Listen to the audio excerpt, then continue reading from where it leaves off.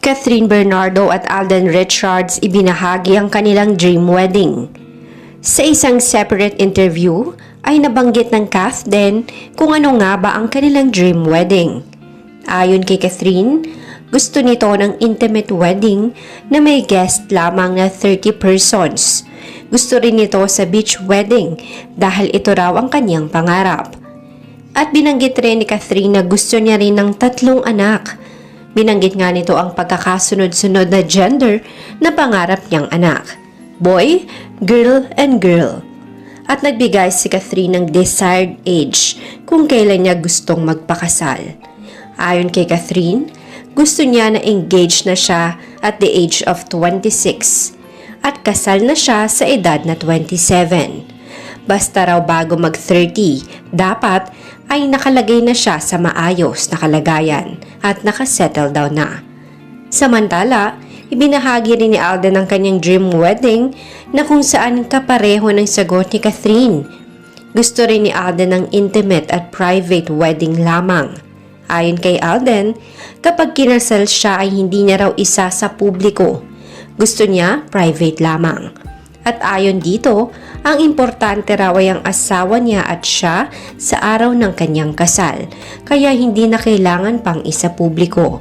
Kaya naman mas gusto niya na pribado lamang ang kanyang kasal. Samantala, narito ang actual video interview sa kanila habang ibinabahagi ang kani-kanilang mga dream wedding. Anong klaseng wedding ang gusto mo? Dito ba o sa abroad o?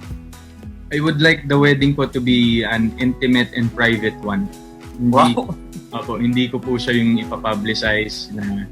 Ganon? Opo, parang kumbaga, ang pinakamaganda po kasi parang kagaya po ng wedding ni Michael Daes and Megan Yam. Parang nagulat na lahat na...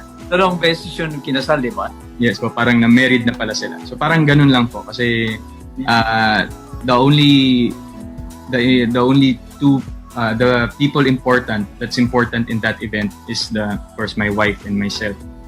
So gusto ko pong maging intimate yung moment na yan siguro. Okay, next. Do you want a beach wedding? Oh my God, yes! Yes. Dream ko yan. Iba rin pag sa church, pero since mahilig ako sa dagat, I think very important or malaking bagay sa akin na merong ano yan. Ito intimate or buong barangay invited? Gusto ko intimate lang, mga 30 lang. Ganyan. 30 lang, so pag sumobra wala na. So yung mga sa sobra, kanya-kanya na lang or doon na lang kayo sa barko matulog. Pero gusto ko intimate lang. Kasi feeling ko lahat, parang buong buhay mo, diba? Na ano mo na, alam na ng tao. Ako, yeah, same. Kung sino lang siguro yung may kinalaman sa relationship mo, diba? Okay. Are you ready to settle down? Yes or no? As in now? Settle down now? As in ngayon? You're 23 now. Yeah. Do you remember dun sa wedding ni Kimi, tinanong kita, when you want to get married? Sabi ko, Sabi mo 26. Oo pa ba yun? Unang get married at 26. maybe engaged at 26, 27 kasi. Ganun. So before 30. Oo, before 30. Pero kung question mo now, parang no pa kasi Like right now, pero 3 or 4 years from now, parang ready ka na ba na? tingin mo. Siguro.